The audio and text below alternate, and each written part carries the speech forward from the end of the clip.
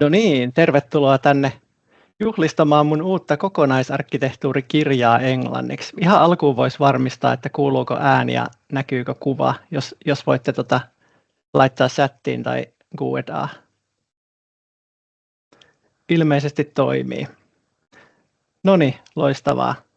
Pelaa kuin junan vessa. Tosiaan kiitoksia sponsorille tästä webinaarialustasta, sen takia tuolla näkyy noita CGI-logoja, mutta ei firmasta sen enempää. Tosiaan kysymyksiä voi laittaa sinne Q&A-osioon tai sitten ihan pistää mikkiä ja ehkä kameraakin päälle, jos haluaa. Sopivassa vaiheessa mä kyllä kyselen sitten kommentteja tuolla ja lopussa tosiaan voidaan käydä sitten enemmänkin keskustelua. Ja mahdollisuuksien mukaan pistän tämän videon sitten jakoon myös, että ketkä ei päässyt paikalle, niin voi sitten katsoa. Lyhyt esittely. Täällä on tosiaan paikalla tuttuja ja vieraita, mutta voisin kertoa itsestäni lyhyesti, että mulla on tosiaan kolme roolia oikeastaan kokonaisarkkitehtuuriin liittyen. Eli ensimmäinen on tämä konsultti. Olen tehnyt näitä hommia konsulttina aika kauan, 16 vuotta kolmessa eri firmassa. Ja sitä ennen on tosiaan yliopistotaustaa ja sieltä toi väitöskirjakin sitten tuli, eli kokonaisarkkitehtuurihyötyjen syntyminen oli aihe siinä, ja vuonna 2016 sitten väittelin tuolta Tampereen teknillisestä yliopistosta. Eli tämmöinen tieteilijän ja teoreetikon tausta siellä on, mutta nykyään kuitenkin aika käytännönläheisesti näitä asioita lähestyn. Eli ihan käytännössä piirrän arkkitehtuuria, autan asiakkaita kehittämään arkkitehtuurityötä. Tunnen myös hyvin noita arkkitehtuurityön eri välineitä. Sparrailen, coachaan, tämän tyyppistä hommaa. Ja tosiaan sitten kolmas, mikä alkaa olla jo jonkinlainen missiokin mulle, että haluan niin kuin popularisoida ja selkeyttää ja ehkä niin kuin demokratisoidakin kokonaisarkkitehtuuria, eli silleen, että saataisiin se niin kuin laajempaan käyttöön. Yleensähän kokonaisarkkitehtuuri on vähän sellainen, että se on siellä IT-osaston syövereissä tai arkkitehtien kesken, mutta olisi hienoa, jos vaikka saisi niin kuin johtamisen kursseillekin tietoiskun kokonaisarkkitehtuurista, koska siinä on potentiaalia menetelmänä. Ja tosiaan tähän kolmanteen rooliin liittyen on sitten noita kaikki julkaisuita, mihin tämä kirjakin tietysti sitten liittyy. Tämän tapaamisen agendaa. Tosiaan lupasin tällaisen lyhyen puheenvuoron aiheesta, eli miksi kokonaisarkkitehtuuri kiinnostaa muitakin kuin arkkitehtejä ja muitakin kuin IT-osastoa. Sitten tulee kirjaesittelyä, lyhyt tommoinen, että mitä voi sitten ihan itse tehdä, että saa elämäänsä ja työhönsä lisää kokonaisarkkitehtuuriajattelua. Vähän herättelyä, jos kokonaisarkkitehtuuri on jollekulle vieraampi juttu, ja sitten kysymyksiä ja keskustelua loppuu. No, miksi kokonaisarkkitehtuuri kiinnostaa muitakin kuin arkkitehtejä? Se on nykymaailma ja nykyorganisaatiot ja niiden toimintaympäristö on aika monimutkainen ja muuttuu koko ajan monimutkaisemmaksi. Ja tietysti niin kuin teknologia kehittyy koko ajan, AI yhtenä uutena juttuna siellä. Ei sinänsä helppo eikä yksinkertainen. Sääntelyä näyttää tulevan koko ajan lisää, sekä niin kuin kansallista että kansainvälistä, ja sitten nousee tämmöisiä tärkeitä teemoja, niin kuin vastuullisuus, mitkä niin kuin kans vaikuttaa siihen sekä monimutkaisuuteen ja siihen, että tulee niitä jatkuvasti erilaisia uusia tarpeita, joita organisaatioissa pitäisi sitten pystyä huomioimaan. No, siihen kun lisätään se, että kaikilla on ihan niin kuin törkeä kiire, ja kokonaiskuvaa ei hirveästi ole kellään, paitsi ehkä ylimmällä johdolla. Mutta ehkä yleisesti ottaen voi sanoa, että päätöksenteko on organisaatioissa aika hajanaista. Sitä ei välttämättä tehdä hirveän järjestelmällisesti. Sitä tietoakin on niin mahdottomasti, mitä pitäisi siinä huomioida. Ja kaikkea ei edes pysty huomioimaan. Ja sitten voi olla erilaisia vinoumia, eli ihmiset ajaa omaa asiaansa tai oman yksikkönsä asiaa, eikä ajattele sitä organisaation kokonaisuuden hyötyä. Ja niin kuin se perushaaste, että ei välttämättä niin kuin tämmöisiä arkkitehtonisia asioita huomioida. että kyllähän niin kuin, jos on nähnyt vaikka strategiatyötä, niin siellä huomioidaan taloudellisia asioita ja toimintaympäristöön liittyviä asioita ja megatrendejä ja kaiken näköistä, mutta sitten tämmöiset niin kuin organisaation arkkitehtoniset asiat, mihin päästään kohta, mitä kaikkea siellä voisi olla, niin, niin ne ehkä jää vähemmälle huomiolle, ainakin osa niistä. No, kokonaisarkkitehtuuri on semmoinen juttu, joka parhaimmillaan tuo tähän kaikkeen selkeyttä, eli voi olla tämmöinen niin kuin kartta ja kompassi, eli kuvaa missä ollaan ja mihin voitaisiin olla menossa, ja sitten ehkä näyttää vielä vähän suuntaa, että miten sinne maaliin päästään. Ja tosiaan niin kuin perushaastehan on myös se, että osataan kyllä tehdä hienoja strategisia visioita, se ei ole kellekään mikään ongelma yleensä organisaatioissa, mutta se haaste on se, että siinä strategia ja toteutuksen välissä on aukko, eli miten se saadaan sitten oikeasti toteutettua ja jalkautettua niin kuin arkeen erilaisiksi kehittämistoimenpiteiksi, rekrytoinneiksi, osaamisen kehittämiseksi, mitä ikinä se vaatiikaan. Eli kokonaisarkkitehtuuri on yksi sellainen juttu, joka parhaimmillaan voi sitoa yhteen strategian, toiminnan, teknologian ja kehittämisen. Ja kaupan päälle tarjoaa vielä yhteisen kielenkin sitten, että kun käydään niitä asioita vaikka johtajaporukalla läpi, niin kaikki tietää parhaimmillaan, mistä puhutaan. Eikä toinen puhu aidasta ja toinen aidan seipäästä. Ja se pointti oikeastaan, miksi kokonaisarkkitehtuuria tehdään ja hyödynnetään, niin se auttaa tekemään parempia päätöksiä ja suunnitelmia, ei pelkästään dokumentoimaan, miten asiat on. Tietysti se on arvo sinänsä, se dokumentointikin joskus unohtuu, mutta parhaimmillaan auttaa siinä päätöksenteossa ja suunnittelussa myös. Tuossa peruskalvo, minkä mä yleensä aina näytän kokonaisarkkitehtuurista, että mitä se nyt sitten niin kuin käytännössä ylätasolla on. Eli se on ensinnäkin lähestymistapa. Mä itse sanoin, että se on strateginen lähestymistapa, eli liikutaan siellä niin kuin aika ylätasolla ja niin kuin jo asioissa, jotka pitäisi kiinnostaa johtoa. Ja sitä käytetään muutoksen johtamisessa, mutta myös muissa asioissa. Ja siinähän se pihvi on, että ei ole arkkitehtuuria, ellei ole arkkitehtuurikuvauksia, niin tietysti sitten siellä pitäisi olla semmoisia ylätason määrämuotoisia loogisen tason kuvia, jotka kuvaa asioiden rakenteita ja riippuvuuksia, ja tyypillisesti niissä kuvattavia asioita on erilaiset toimintajutut, niin kuin prosessit, tiedot eri karkeustasoilla, tietojärjestelmät, mitä käytetään, ja sitten voi olla niin kuin teknologiatkin, että päästään sitten teknisiin alustoihin ja ympäristöihin ja tämän tyyppisiin juttuihin. Mutta tosiaan se looginen taso on tuossa se yksi niistä avainsanoista, eli ei mennä yleensä tämmöisiin fyysisiin juttuihin, niin kuin yksittäisiin ihmisiin tai rakennuksiin tai edes yksittäisiin palvelimiin, vaan ne on tämmöisiä niin kuin aineettomia asioita, niin kuin vaikka prosessit tai tietoryhmät tai tietojärjestelmät. Ja suunnittelu ja päätöksenteko on se pointti, mihin sitä yleensä käytetään. Osa organisaation johtamisjärjestelmää, ei yksittäinen oma itsenäinen juttuunsa, vaan sen pitäisi liittyä niihin kaikkiin foorumeihin ja tilanteisiin, missä niitä päätöksiä ja suunnitelmia tehdään. Ja tosiaan se vähän niin kuin palveluorganisaatio tai tukiorganisaatio myös, eli se on myös toiminto, se kokonaisarkkitehtuuri, joka sitten tukee, palvelee, ohjaa organisaation muita toimintoja, niin kuin strategista suunnittelua, salkuhallintaa, kehittämistä ja niin edelleen.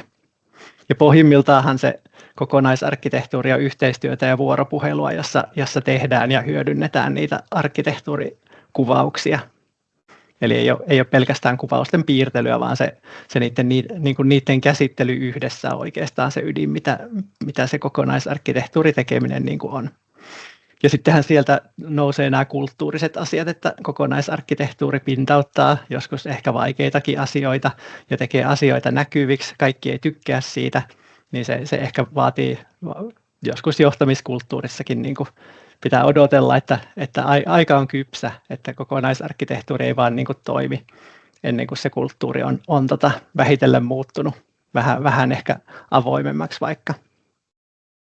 Ja tosiaan niin kuin siellä jossain se kokonaisarkkitehtuuri niin kuin toimintamielessä on, oli se sitten yksi henkilö tai useampi henkilö, että voi olla vaikka tietohallinnassa tiimi, jota kutsutaan kokonaisarkkitehtuuritiimiksi. Tai sitten jossain pörssiyhtiössä voi olla niin kuin kymmeniäkin henkilöitä. Ja kokonaisarkkitehti on se tyyppi, joka auttaa organisaatioon hyödyntää kokonaisarkkitehtuurin lähestymistapaa. Onko tästä kysyttävää tai kommenttia? Mä tsekkaan, että noi mikrofonit on auki. Joo, pitäisi olla avattavissa, jos nousee jotain kommentteja. Jos ei, niin jatketaan. Tuossa on seuraavaksi sitten vähän esimerkkejä noista arkkitehtuurikuvauksista. Eli ensin semmoinen toiminnallinen kuva, minkä laatisin ensimmäiseksi, jos on mahdollista. Eli kyvykkyyskartta on semmoinen, mikä kuvaa niin kuin aika karkeasti ne asiat, mitä se organisaatio niin kuin tekee ja pystyy tekemään. Ja tosiaan niin kuin, tätä voi käsitellä eri karkeustasoilla. Joskus noissa kyvykkyyskartoissa on useampia tasoja, niin kuin tason 1 kyvykkyydet ja 2. tason kyvykkyydet ja niin edelleen, mutta itse pitäisin sen aika korkealla tasolla kuitenkin silleen, että se kattaa niin kuin suunnilleen kaiken, mitä se organisaatio tekee ja niin kuin pystyy erottelemaan ne eri asiat myöskin. Tämä kyvykkyyskartta ehkä viittaa tuonne niin kuin vähittäiskaupan puolelle, että siellä on niin kuin fyysisiä tuotteita, mitä käsitellään. Ja tuossahan sitten voi niin kuin mennä tarkemmalle tasolle, että kuvata, miten nuo kyvykkyydet oikeasti on toteutettu, mitä prosesseja siellä pyöritetään, ketkä sitä pyörittää, niin kuin vaikka organisaatioyksikkö, ei yksittäiset henkilöt, mitä järjestelmiä käytetään, mitä tietoja käsitellään, ehkä jopa mitä osaamista vaatii, että tällaista kyvykkyyttä pystytään niin kuin pyörittämään siellä. Ja tämähän on työkalu, tai parhaimmillaan voi olla työkalu moneenkin asiaan, että esimerkiksi strategiakeskustelussa voidaan niin kuin tämän avulla asettaa tavoitteita, tehdä vaikka silleen, että se on jo niin kuin arvokasta, että tiedetään, että mitä kyvykkyyksiä meillä on, mutta sitten jos meillä on joku käsitys siitä, että millä tasolla ne makaa, että kuinka laadukkaita niin kuin lainausmerkeissä ne kyvykkyydet on, että on tehty jonkinlainen arvio siitä, niin sittenhän saadaan tämän tyyppinen hieno heatmappi, josta sitten saadaan suoraan kättä pidempään siihen, että mitä niin kuin kannattaa kehittää, että päästään niihin strategisiin tavoitteisiin. Ja sitten tietysti, jos tiedetään, miten ne kyvykkyydet on toteutettu, niin saadaan suoraan sieltä ne asiat, mille pitäisi tehdä jotain, jos päätetään, että sitä kyvykkyyttä niin kuin kehitetään. Strategiset tavoitteetkin voi sitoa noihin kyvykkyyksiin, että kehitämme asiakkuuksien hallintakyvykkyyttä esimerkiksi. Mutta tosiaan niin kuin ideana simppeli, kyvykkyyskäsite on ehkä joskus vähän vaikea, sekoittuu joskus osaamiseen, mutta niin kuin sinänsä yksinkertaista, mitä se organisaatio tekee. Ja niitä kyvykkyyksien sisuuksia ei ole pakko kuvata, kunhan niin kuin alkuvaiheessa, että pystyisi hyödyntämään kyvykkyyksiä päätöksenteossa. Kunhan on niin kuin joku järkevä kuva siitä, että mikä niiden kyvykkyyksien tilanne on, vaikka haastatteluilla selvitetty. Yleensä on hyvä ottaa joku tämmöinen yksinkertainen viitekehys, vaikka ne näkökulmat, että prosessit, tekijät, tietojärjestelmät, tiedot, ehkä teknologiatkin, jos siellä on jotain tehtaita tai tämmöistä niin kuin fyysisempää juttua mukana, ja se osaaminen, jos sen näkökulma haluaa. Mutta tosiaan niin kuin tämmöinen hieno yhteenveto, jota voi käyttää monessa tarkoituksessa. Sitten seuraavaksi vähän teknisempi, mennään tuonne tietohallinnon puolelle, eli kuvataan niitä rakenteita ja riippuvuuksia.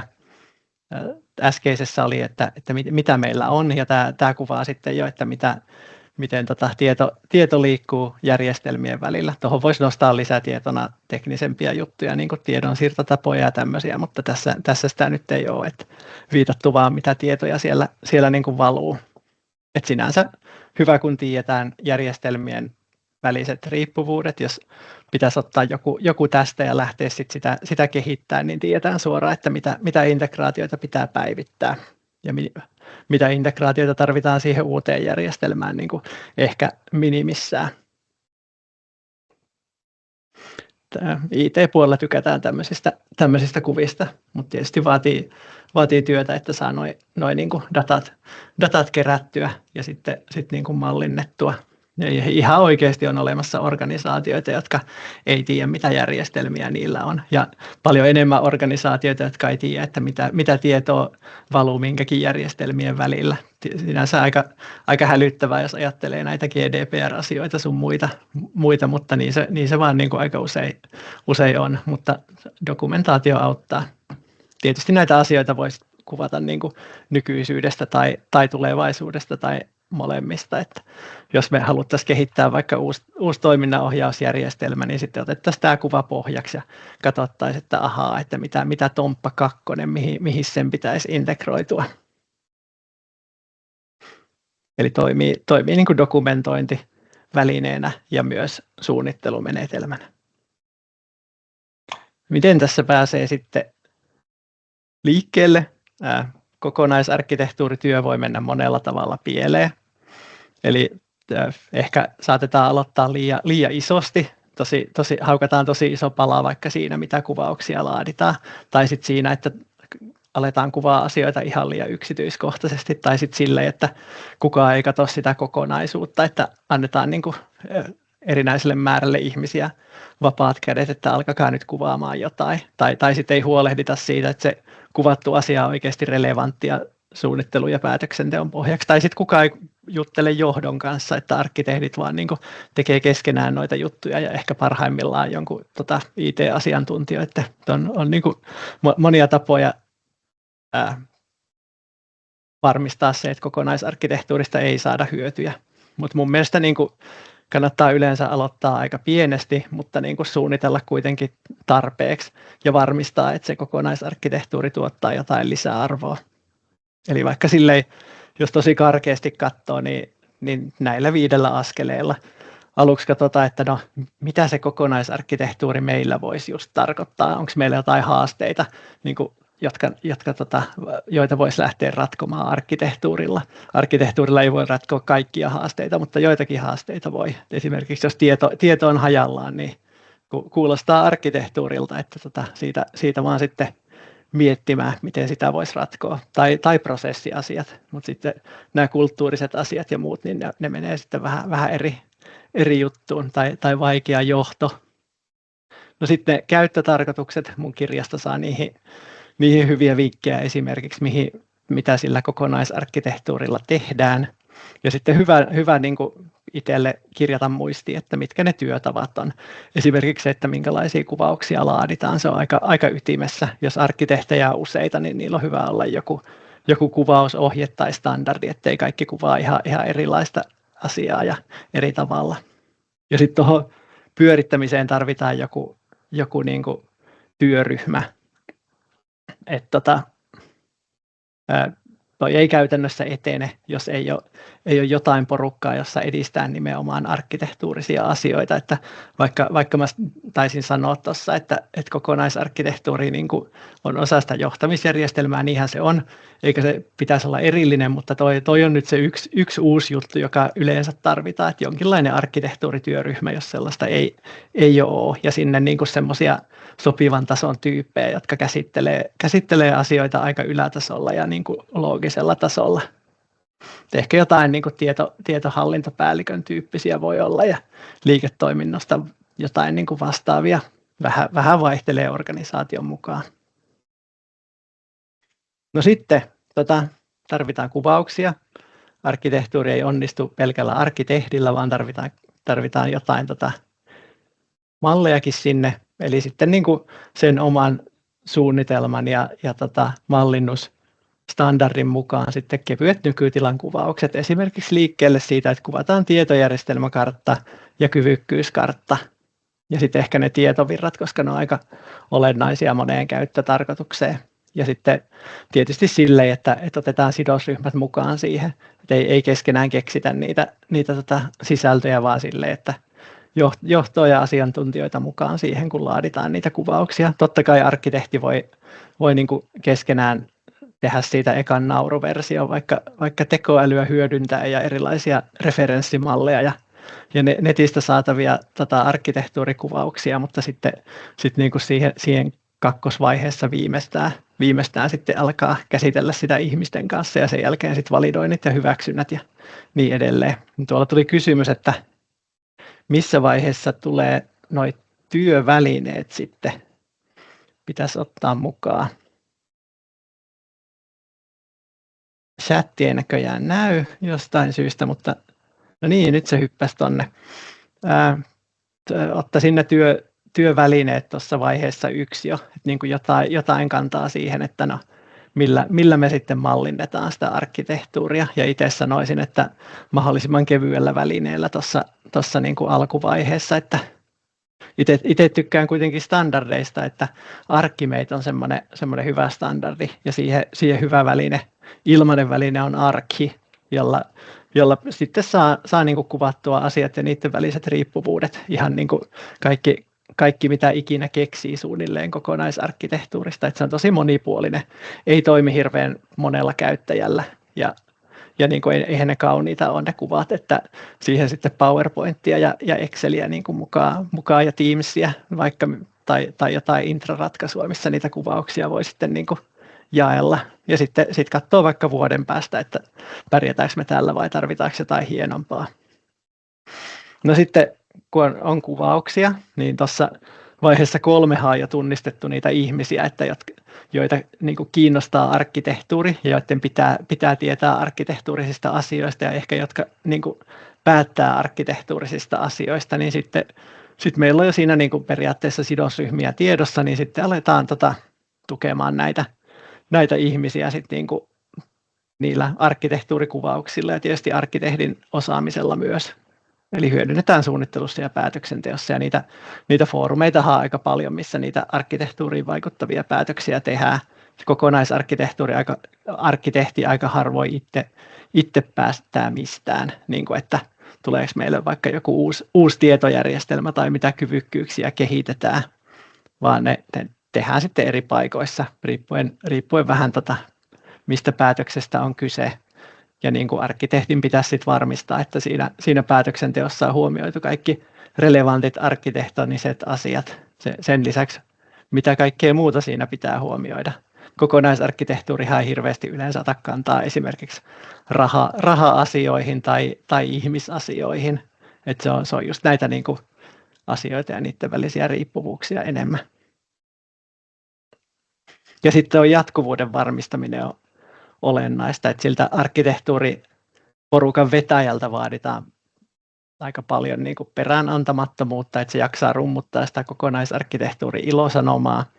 Kuvauksia pitää ylläpitää, ettei ne happane, vaikka niin kuin aina kun projektit valmistuu, niin pitäisi tehdä päivitykset myös arkkitehtuurikuvauksiin ja sitten normaalia laadun varmistusta, duplikaattielementit pois ja niin kuin tämän tyyppistä siivoilua, jatkuvaa viestintää. Mikä se kokonaisarkkitehtuuri on, sitä kannattaa kerrata, mitä sillä tekee, ketkä siitä voi hyötyä, ja niin kuin ihan konkreettisia success storyja kannattaa myös niin kuin rummuttaa siellä organisaatiossa.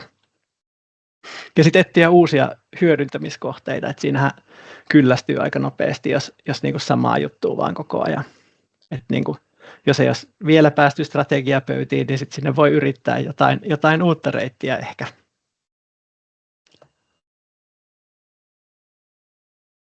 Siinä oli alkusteppejä. Mennään sitten seuraavaksi tuonne kirjan esittelyyn. Eli tuossa on kansi, perustiedot. Toihan niin kuin kaikki lähti siitä suomenkielisestä kirjasta.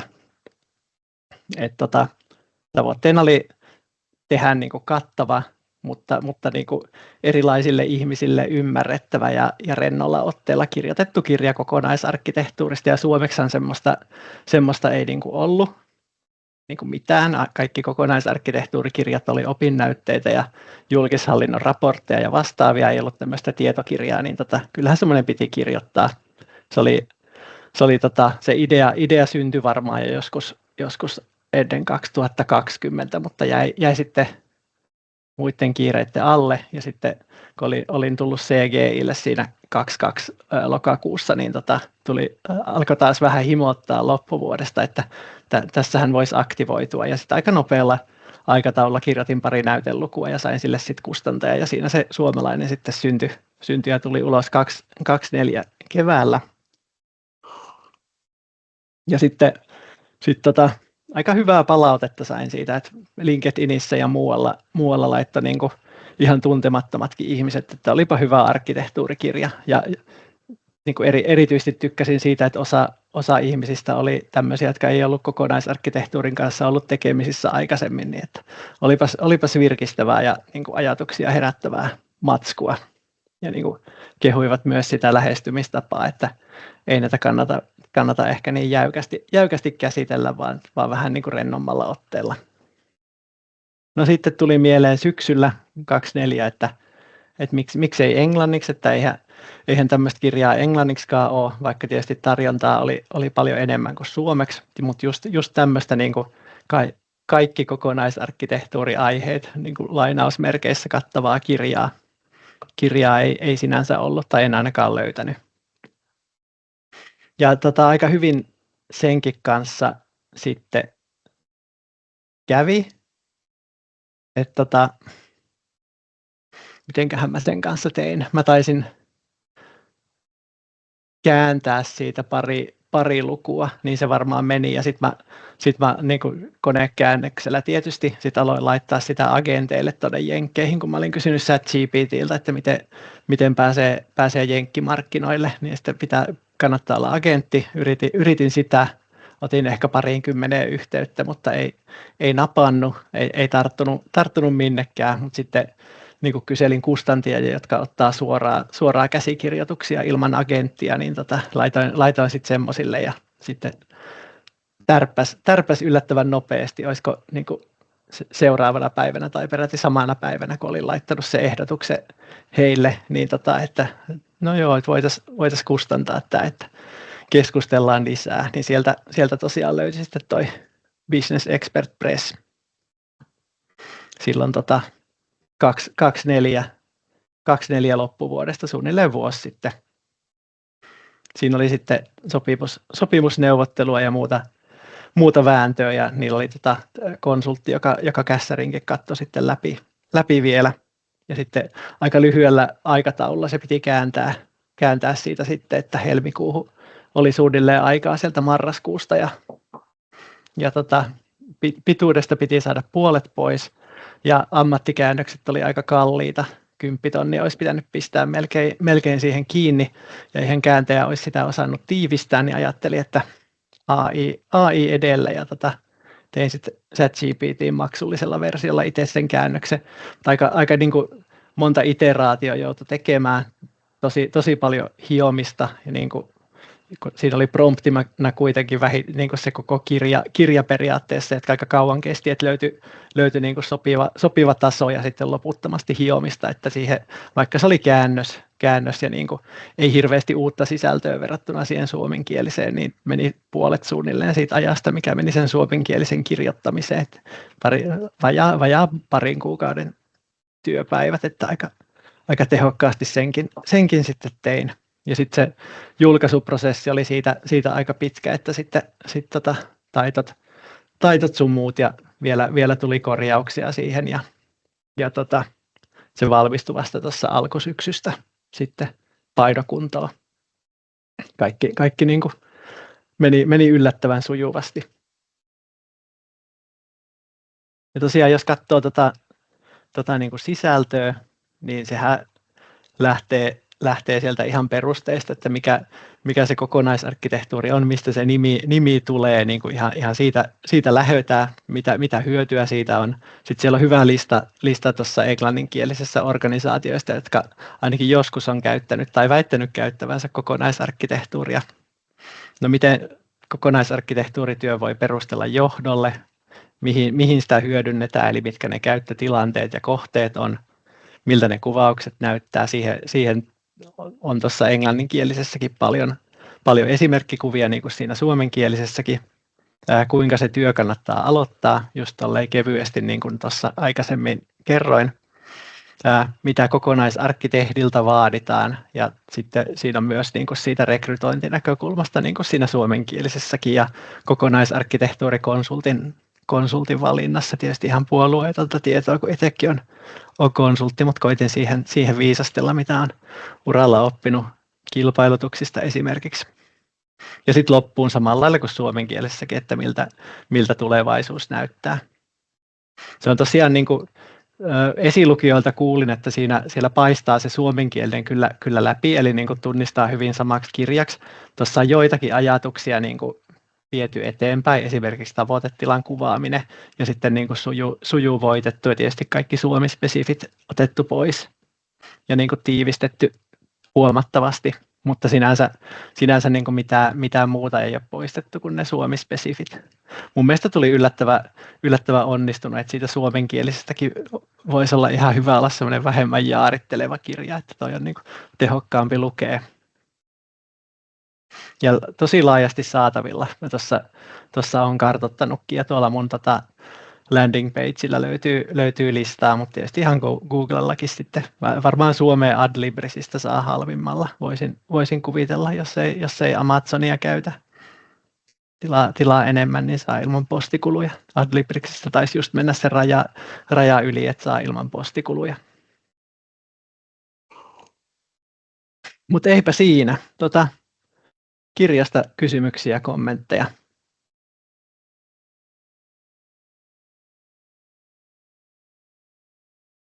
Tuo chatissa on, että varmaan AI:lle ei kokonaisarkkitehtuurin suomenkielinen terminologia ollut ihan selvää. Ei ehkä ole ihan keskeistä tai tavanomaista sanastoa.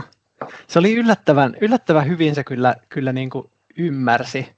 Että kyllähän AI semmoista perus niin kuin kokonaisarkkitehtuuriläppää osaa heittää aika pienilläkin prompteilla, mutta sitten jos sä annat sille kokonaisen kirjan, niin sit sieltä tulee niin kuin aika oman näköistä kamaa ulos. Et mun mielestä se toimi yllättävän hyvin kuitenkin ja tosi sujuvaa tekstiä, ainakin esilukijoiden mukaan. Ei tainnut olla muuta kuin se kustantaja-edustaja oli ainoa natiivipuhuja, että oli mulla niin kuin ulkomaalaisia, mutta ei natiivi englannin puhujia niin kuin esilukijoissa.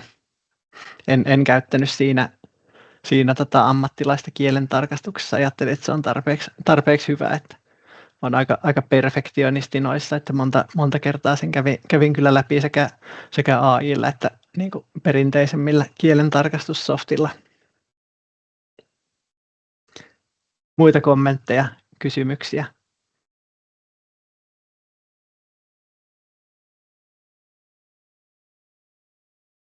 Jos ei, niin mennään eteenpäin. Tämä on tosiaan edelleen relevanttia, painostakin jonkun verran löytyy, jos haluaa alennuksella eikä vielä löydy kirjahyllystä, niin siitä vaan tilaamaan. Jos satutaan olemaan samalla paikkakunnalla, niin molempiin kirjoihin saa kyllä sitten halutessaan nimmarin. Tuossa aika pitkä toimitusaika tuossa englanninkielisessä, että en ole itsekään saanut omia fyysisiä kappaleita vielä, mutta niitä odotellessa. No mitä seuraavaksi? Jos ei ole kokonaisarkkitehtuuria hirveästi hyödyntänyt, niin miten kannattaisi lähteä liikkeelle? Oli rooli mikä tahansa, että teki noita niin kuin organisaation sisäisenä kehittäjänä tai konsulttina tai vaikka omassa kotitaloudessa, jos välttämättä haluaa, niin ehkä jos on enemmän kokemusta, niin voisi katsoa, että niin kuin, miten sitä kokonaisarkkitehtuuria hyödynnetään, että tukeeko se oikeasti päätöksentekoa ja muutosta vai onko se enemmän arkkitehtien sisäistä niin kuin keskustelua ja puuhastelua tai niin kuin yksin tehtyä puuhastelua pahimmillaan, että kuvataan jotain teoreettista hienoa ja tarkkaa, mutta ketään muuta ei kiinnosta, että niinkin voi käydä. Ja sitten olisi hyvä katsoa, että niin kuin missä mennään, mitä me osataan, mitä voisi kehittää. Kokonaisarkkitehtuurin kypsyysarvio voi olla tuohon semmoinen kevyt mittari, jota voi käyttää. Ja tietysti niin kuin kirjasta voi katsoa tärppejä ja tietysti on muitakin resursseja, mitä kannattaa hyödyntää. Ja jos kokonaisarkkitehtuuri on uudempi juttu, niin lähtisi itse ehkä silleen kuvalla liikkeelle. Eli jos on joku semmoinen juttu, joka on pinnalla, joku kokonaisuus, jota on tarve selkeyttää, oli se lakimuutos tai joku järjestelmäprojekti tai liiketoiminnan kehitys tai joku tietoarkkitehtuuriin liittyvä asia, niin siitä vaan niin kuin jonkinlaista kuvaa. Oli se sitten semmoinen formaalimpi kokonaisarkkitehtuurikuva tai sitten mindmap tai jotain muuta perinteisempää, niin kuva yleensä avaa sitä. Ja sitten varsinkin, jos sitä käy muiden kanssa läpi sitä kuvaa, että näettekö tämän samalla tavalla, onko oikein ymmärretty, kuvaako tämä nykytilaa, kuvaako tämä mitä me halutaan, onko tässä aukkoja tai niin kuin virheitä, niin sitten kuvasta ne niin kuin erottaa paljon paremmin kuin vaikka tekstistä, saati puheesta. Ja sitten vaan seuraavaa haastetta, kun on toivottavasti saatu hyviä kokemuksia siitä. Ja tosiaan, niin kuin jos joku ei tiennyt, niin mulla on toi englanninkielinen Substack-uutiskirja kautta blogi, niin sieltä löytyy ihmisläheistä kokonaisarkkitehtuuriläppää, tai se on niin kuin ainakin tavoite kirjoittaa semmoista vähemmän ehkä niin kuin semmoisia mallinnusdetaljeja, mitä monissa muissa blogeissa on. Enemmän semmoista yleistä niin kuin johtamiseen liittyvää esimerkiksi. Ja LinkedInissäkin joskus viisastelen suomeksi näistä. Nykyään kun tuli tuo kirja, niin ehkä harvemmin, mutta pitää sielläkin taas aktivoitua. Niin kiitos paljon. Voi olla yhteydessä LinkedInissä tai muilla kanavilla ja nähdään kokonaisarkkitehtikinkereissä ja työelämässä ja muualla.